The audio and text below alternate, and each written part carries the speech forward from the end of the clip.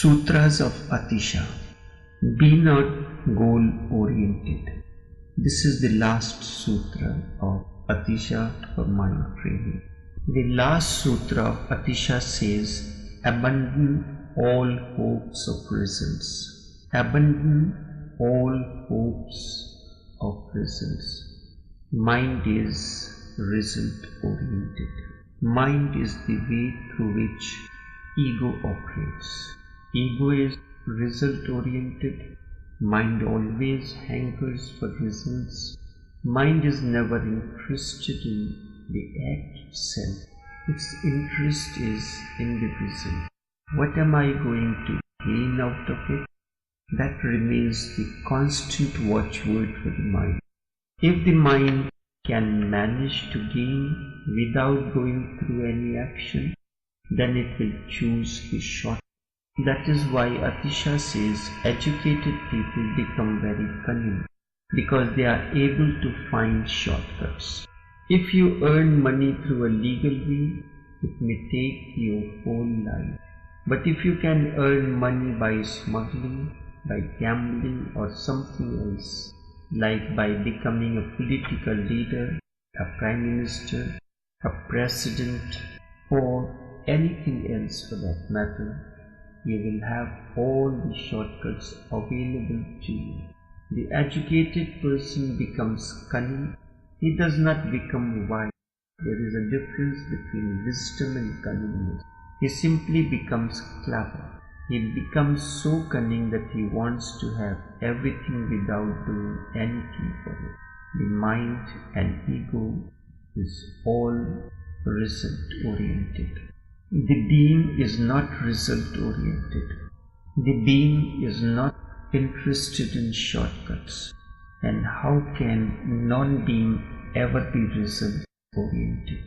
It is not there at all in the first place. Meditation happens only to those who are not result oriented, who have dropped all goals, future desires, and all that concerns the future.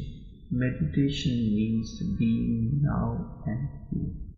Now is the dimension of time, and here is the dimension of space. Meditation goes beyond time and space. I have heard an ancient story. A man was very much interested in self-knowledge and self-realization. His whole search had been to find a master who could teach him meditation. He went from one master to another, but nothing was happening. Years went by. He was tired and exhausted. Then someone told him, if you really want to find a master, you have to go to Himalaya, northern range of the mountain. He lives in some unknown part of the Himalayas. You will have to search for him. One thing is certain, he is there. Nobody knows exactly where, because whenever somebody comes to know of him, he moves from that place and goes even deeper into the Himalayan range. The man was getting old, but he gathered courage. For 2 years he had to work to earn money for the journey, and then he made the journey. It is an old story. He had to ride on camels and horses and then go on foot to reach the Himalayas. People said, yes, we have heard about the old man. Very ancient he is. One cannot say how old, maybe 300 years old or even 500 years old, but nobody knows. He lives somewhere, but the location cannot be given to you. Nobody is aware of where exactly you will find him, but he is there. If you search hard, you are bound to find. The man searched and searched and searched. For 2 years he was wandering in Himalayas. He was tired, exhausted, and almost dead exhausted. He was living only on wild fruits, leaves and grass. He had lost much weight. But he was intent that he had to find this man. Even if it took his life, it would be worth it. And can you imagine, one day he saw a small He was so tired that he was not even able to walk, so he crawled. He reached the hut. There was no door. He looked in. There was nobody inside. And not only was there nobody inside, but there was every sign that for years there had nobody been inside. You can think what would have happened to that man. Fell on the ground. Out of sheer tiredness he said, "I give up." He was lying there under the sun in the cool breeze of the Himalayas. And for the first time he started feeling so blissful. He had never tasted such bliss. Suddenly he started feeling full of light. Suddenly all thoughts vanished. And suddenly he was transported, and for no reason at all, because he had not done anything. And then he became aware that somebody was leaning over him. He opened his eyes. A very ancient man was there, and the old man smiling said, "So you have come. Have you something to ask me?" And the man said, "No."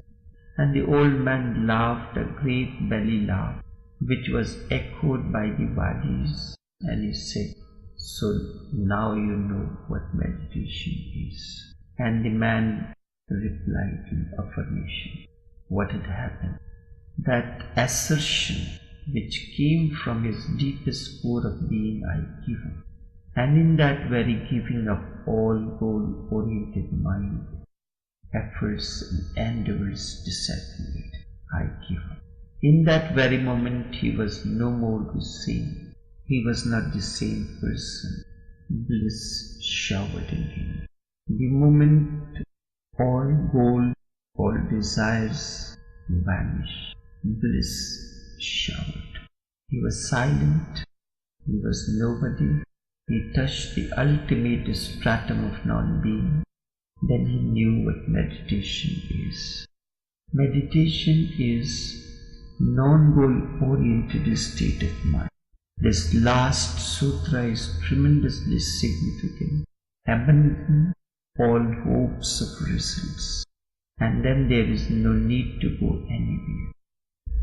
God will come to you. Deep down say, "I give up," and say, "I give up" with all your sincerity. And silence descends, benediction showers. Meditate over these sutras. They are meant only for meditators. Atisha is not a philosopher. Instead, he is a Buddha with tremendous insights. What he is saying is not some speculation. These are clear-cut instructions given only to those who are ready to travel, to go on the pilgrimage into the realm of unknown and unknown. Only such a being who is ready to plunder the unknown and unknowable will really know what meditation is. Meditation is a strange but long journey. The journey will end only where you already are.